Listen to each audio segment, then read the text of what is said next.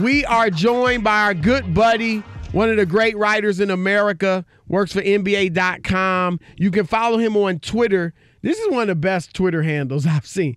Powell to the people. Very nice. Powell to DA people.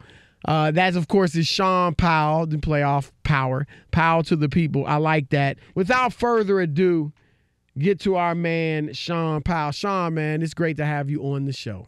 Hey, great to be with you guys. Get to talk some basketball. Both of you two have a basketball background. Well, actually, Rob's a little light on basketball. What? Shaun, since 1987, I've been covering the league. You going to do me like that? We'll get to baseball, I'm sure. All right. You had a hiatus with baseball.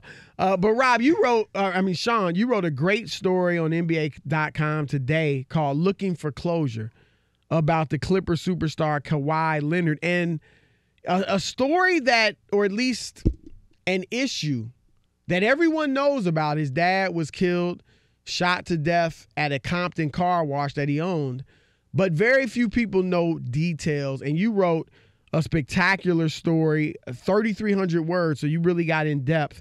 But tell us about the story and, what you uncovered. Well, I had known about it for a little bit. And then when Kawhi decided to come to Los Angeles, I thought it was worth exploring. Because one of the reasons why he decided to play for the Clippers, other than it's a fantastic organization, Paul George is coming with him, it was a chance for him to come back home. Most of his life was spent out in Riverside County, Moreno Valley, where he went to high school. Mm-hmm. But his father lived in Compton, and he owned a car wash. And Kawhi would come, on some weekends during the summers and work in order to make money to buy sneakers and things like that, because his father wanted to teach him about hard work, which is great. But his father, when Kawhi was 16, was murdered right there at the car wash, and it's been unsolved. Was Kawhi there? No, Kawhi was not there. Okay. But his father at that time was married not to Kawhi's mother, but to another woman who was there when the shooting happened. And it has been unsolved for 11 years. But in the last month, L.A. County Sheriff's Department has started to basically reopen the case. They have some new details. They may, I would probably say, somewhat soon have a suspect, although there's a big difference between having a suspect and a conviction. Right. The other thing is, Kawhi at that time, when he was 16 years old, he wasn't the Kawhi Leonard we know now. He was just a high school kid. Wasn't all that great in terms of being on the national radar for high school players, although he was really good here in Southern California. Great locally. Okay. Yeah, he went to San Diego State, not Kentucky or right, things like that. And but now he's famous. And one thing the Sheriff's Department said is that, sometimes in these high-profile cases that there's always someone out there who's got information. Now that Kawhi's famous, maybe they could, do a favor. They're already in jail. They can get, time off, whatever. They come up with some information. It doesn't... look, it's there's a chance, but that's news. The fact that they can look into that case again and re-examine it, come up with some new leads, and maybe have a breakthrough. But the bigger story also is just how as a tragedy is for Kawhi at that age. Obviously, you lose your father in such dramatic fashion. He was shot 10 times. And he played basketball. So he was shot 10 times, you mentioned. That doesn't sound like a random. No, that's not a robbery. No, robbery. You're not wasting that much time around. That's somebody who's I got something for you. Right. And I'm gonna make sure. He had a dispute, and that was one without really going in too much into depth. It's in the story, but there was a dispute, and that's how someone decided to settle it. Right. But Kawhi the next night he played.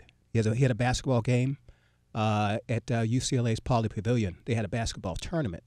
He played for Martin Luther King High School in Riverside County. He played. He scored 17 points. His team lost by 8 points. But right after the game, he went over and hugged his mother. And, his friends said that they had never recalled seeing him cry before, that emotional. So obviously it hit him hard. To this day, Kawhi will not talk about his father. That's why you haven't seen anything about it. He wouldn't make himself, obviously, for this. Available for the story. Yeah. I mean, and the thing about, and you know what, I can understand. We all deal with these things differently. Steve Kerr's father died, was murdered overseas. Yep. Everyone knows about it. And Steve Kerr can talk openly about it. Michael Jordan's father died. Also, Michael Jordan initially talked about it, but I don't know if it's come up again in conversation with Michael. I don't remember for a long time. So these things have happened, and sometimes we have to write about it because of who their sons are. Right. And also in this case, it was a little bit of news because they decided to reopen it. No, that's a lot of bit of news. That's big news, right? Do you know? I mean, obviously Kawhi seems introverted. A lot of people I've heard people put that on, the death of his father when he was 16. He kind of went into a shell. Do you know if his personality is a lot of it shaped by that incident, or was he kind of like that anyway? He's a quiet kid just altogether. Chris, that's a great question. I can't speak for him, basically, because I really don't know. Mm-hmm. I think he was always that way.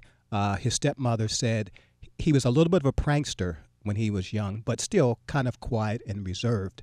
How it affected him, again, only Kawhi can answer that. Did you ask the stepmother, did he have that crazy laugh when he was 16 too? Well, I can tell you what he did have. He had huge hands, and that comes in handy at a car wash. Yes, by the way.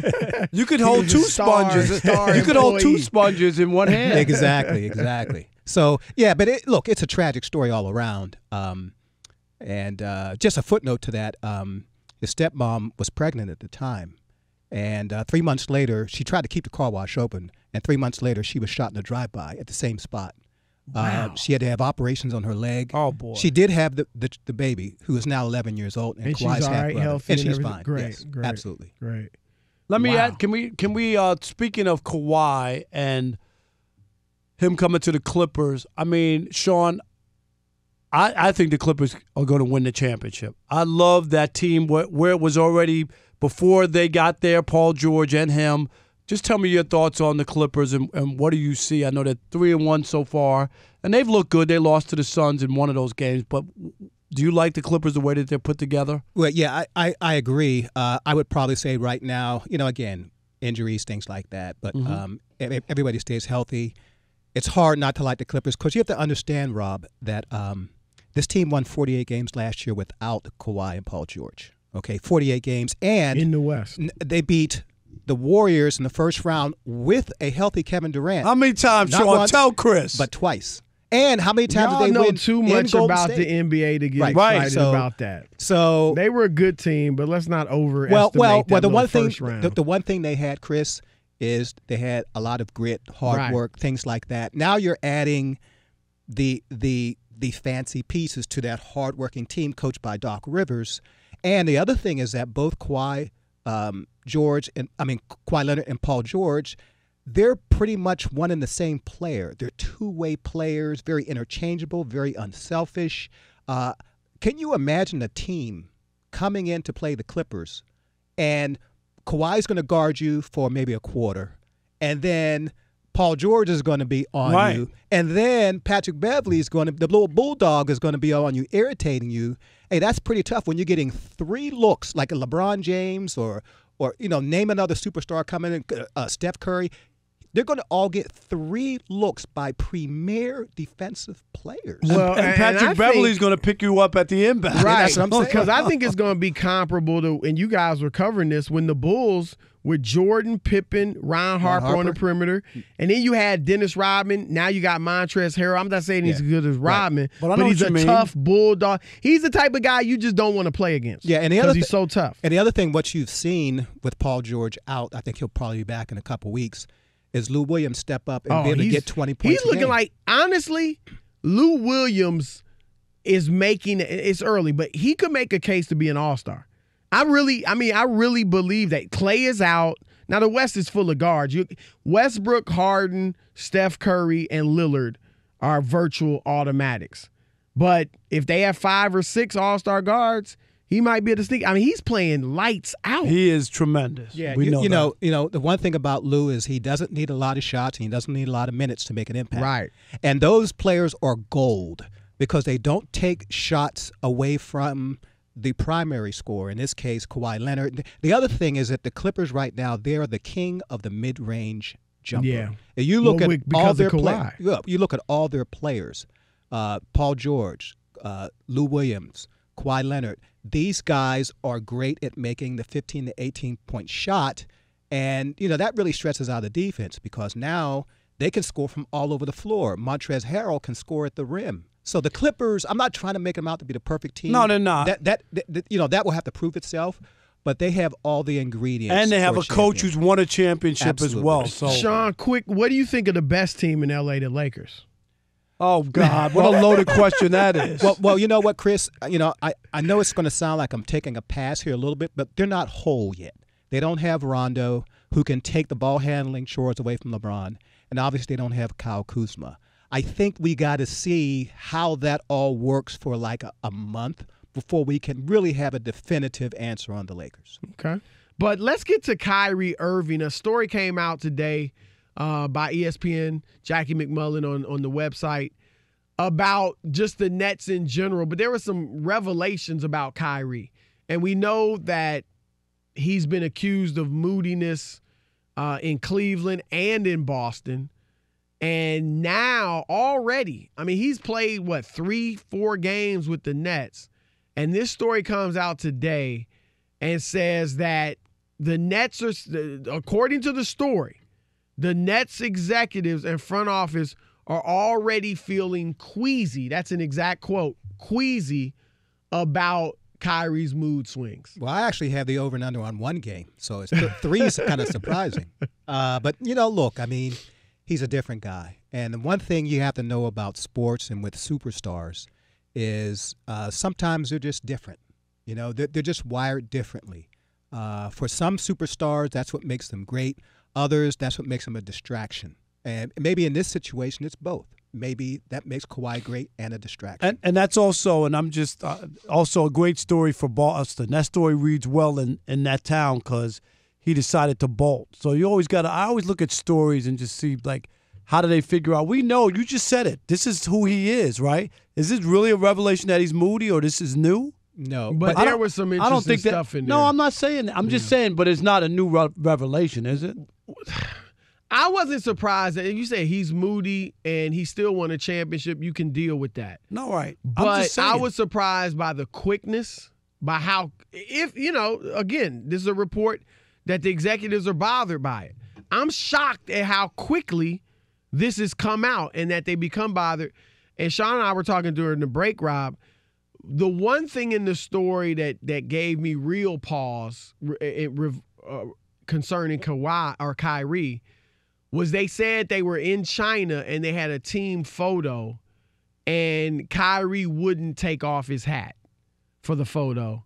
And he told him to Photoshop it out. And that left everybody baffled. Like, why in the world wouldn't he just take off his hat? That, to me, that was like, really? I don't know Kyrie's side maybe has, a reason.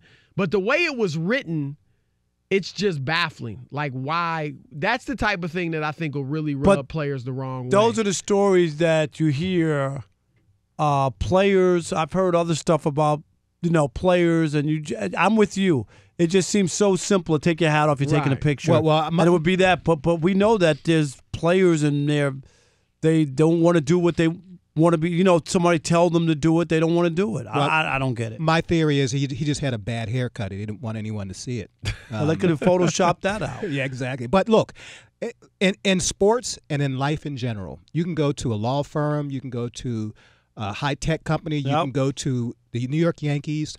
The better you are, the more your bosses will put up with. Oh, yeah. As simple as that. And sometimes the star employee, in this case Kyrie Irving, knows that he can keep pushing the envelope. I saw that at Newsday when Shaun and I were there. Shaun got away with everything. He got away with everything. Matter of fact, I pushed the envelope so much I would make it into paper airplanes and fly it. But no, look, again, let Kyrie or another, high maintenance superstar athlete hit their 35 years old and their production goes down. Guess what? They're going to do everything. We saw it with Allen Iverson. Absolutely. Right. They're going to be walking step. They're going to be causing no drama, no problems. Melo. Exactly. And look how humbled he is to try to. And he's obviously. I don't think he's ever getting back in the league, and he needs to just accept it. Do you think he's getting back in the league? And what's the reason, Shaun, why no one will bite? We know his game doesn't really fit the NBA's game now. and his position in his career to me doesn't fit. Any first team of all, either, sometimes you can lose the superstar talent, but not lose the superstar ego, and you feel that you are probably more valuable than you are. The other thing about Carmelo is that his game never evolved. He never became a very good three-point shooter. His game is a turnaround jumper on the baseline, things like that. Well, that that doesn't resonate in today's NBA. The other thing is he's not in the greatest of shape, okay? And what about his defense? So for all those reasons, he can't play 25, 30 minutes. But his ego says, hey, I can still play 25 and 30 minutes. And we saw what happened in Oklahoma City. We saw what happened in Houston. But let me just add this, Chris. When he went on his little tour and he talked to ESPN, I think he was with Stephen A. and whatnot. Did it come off as almost like he was begging? I mean, it was like, you mean to tell me I'm can't be on the roster? You remember how the way it did come off like begging? I felt bad for him. Did you feel? But you know what's curious? I felt bad too. Carmelo does have friends in the powerful friends in the NBA, and they can't get him on the team. I was told that, and it was a report that Kevin Durant and Kyrie went to Nets brass, and that LeBron went to the Lakers brass and tried to get him on the team, and that the Stars couldn't get him on the team. That's what I'm saying. Like, he's got people who are all about Melo. Yeah, but like I said, I think it's for those reasons. And also, how does that fit in the locker room when your buddy got to get you on the team? I mean, no, right. You know what I'm saying? That causes problems. That's what hurt me watching Melo on First Take with Stephen A. Smith, kind of begging to get back in the league. Is like this is a proud guy. In my view, a first ballot Hall of Famer. That had to hurt. These guys won Olympic medals. He won a national championship at Syracuse. He's been able to fill it up for 15 years in the NBA, and he's on TV basically groveling. Like, you mean to tell me there's no spot for me? Like, he's a rhetorical question. And even if a LeBron had gotten him on the team, to your point, Shaun, is that how you want it? That's a bad look. You know what I mean? Yeah, you got to, it's almost like it was given and not earned. So, and I don't think that's just a good atmosphere. The other thing with Carmelo, and this is common with a lot of players who initially just leave the game, they haven't found a way to replace the void. Right. And they feel that their only worth is being a basketball player. And when that's taken away from them, all of a sudden, Carmelo's probably been playing basketball since he was 6 years old. He's been a star since he was probably 8, 9 and years nobody old. prepares for that, Sean. Nobody. They're not ready he's for got it. other things going on, businesses. But it's not the same. No. It ain't the same. And it's hard for people to step aside and be like, it's over. Well, here's the cruel irony, and obviously they get rewarded handsomely for it early.